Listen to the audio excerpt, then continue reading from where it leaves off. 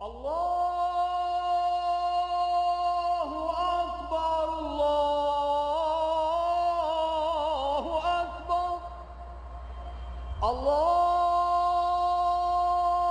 Akbar, Allahu Akbar. In Cairo, a muezzin calls faithful Muslims to prayer.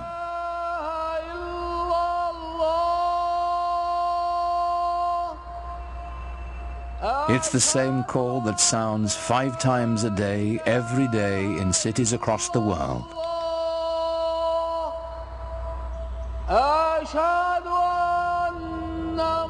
Nearly a quarter of the people on earth respond to it, bound together by the enduring spirit of Islam.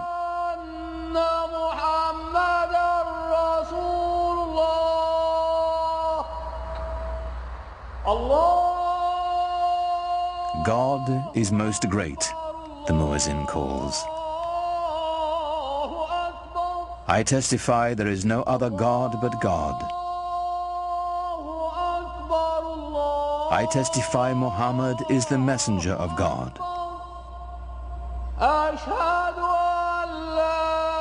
Come and pray. Come and flourish. God is most great. There is no God but God.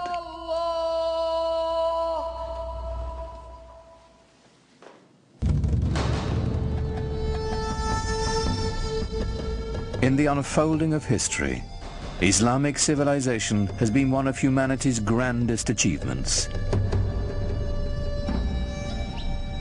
A worldwide power founded simply on faith.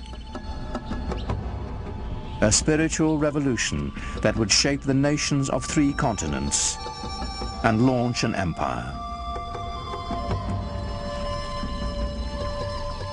For the West, much of the history of Islam has been obscured behind a veil of fear and misunderstanding.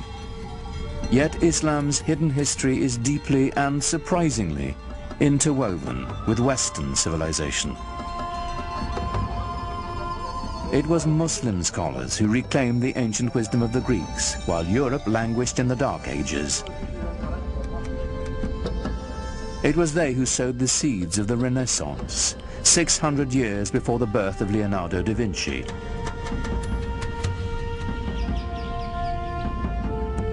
From the way we heal the sick, to the numerals we use for counting,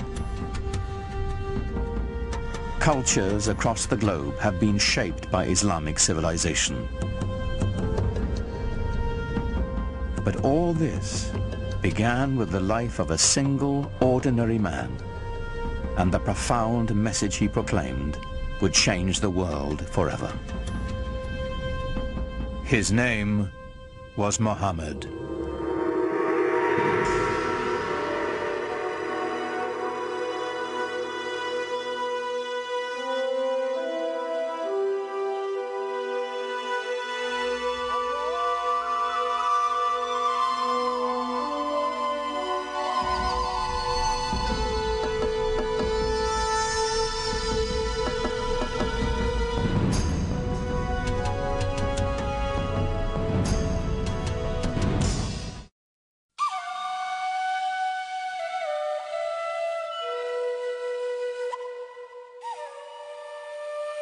To Muslims, the life of Muhammad is a story revered, in its mysteries as much as its certainties, that our beliefs held sacred.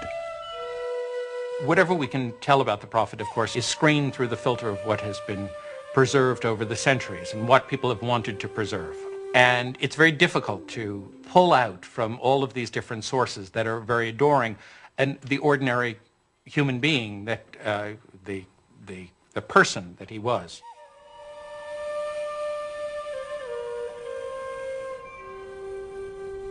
We do know that Muhammad was born in or around 570 AD in the sun-blasted Arabian Peninsula, a land of savage scarcity whose Bedouin tribes were locked in a constant state of tribal war.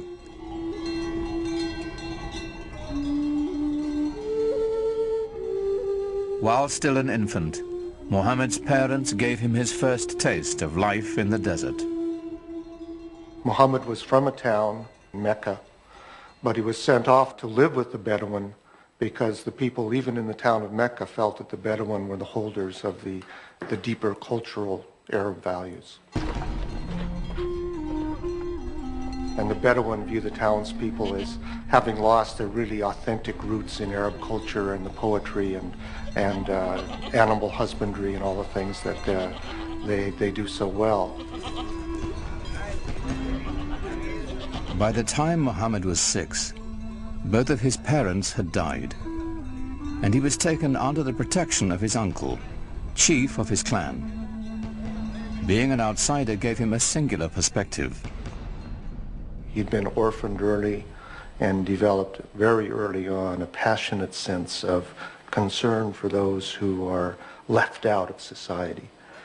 To be orphaned in a tribal society where clan and family relationships are your keys to everything, success, status, honor, dignity, is to face what it really feels like to be marginalized. And that obviously had a very deep impression on him as a young man. In some ways, it was detrimental, of course, to grow up without parents, but in other ways, he was so adaptable. He had many parents, he had many fathers, he had many mothers, so it made him a child of everybody. Muhammad's clan, like Arabs all across the Arabian Peninsula, would share the stories that had been told and retold for generations. Pre-Islamic Arabian civilization was largely an oral culture, and there was tremendous respect for and admiration for people who could express themselves orally, and especially those who could recite poetry almost at the drop of a hat. Some of the most important people in a tribe were the poets. As they sang of the glory of the tribe, they told the story of the tribe. To the Bedouin, the word had a mystical importance. Poets linked the tribe to its ancestors and celebrated values older than memory. Poetry was the sinew that bound the Bedouin together, celebrating their victories, lamenting their defeats. The poems themselves, like the poems of Homer, both celebrate this great heroic ethos and yet intimate in the deepest way the tragedy that this ethos of constant tribal warfare brings to people. Warfare and conflict were the grim realities of a dangerous time. Muhammad's uncle taught him the skills he'd need to survive in a world where even a prophet would wield a bow and arrow.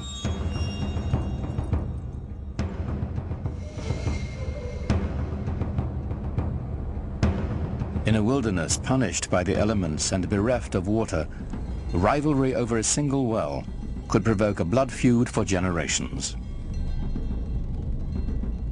A real rivalry, real battles, and sometimes quite bloody. So the allegiance of individuals was to the family, immediately, and at a larger extent to the tribe. Without the tribe's protection, no one could endure.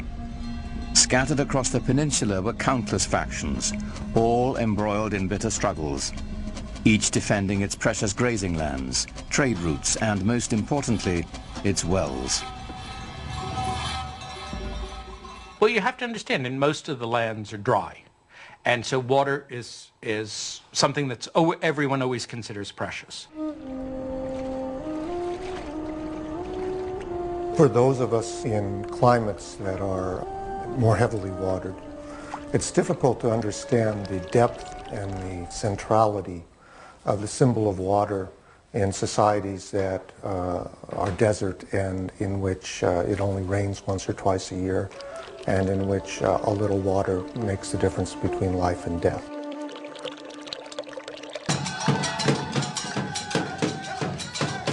Each clan had its own separate gods and totems, to water and wind, fire and night,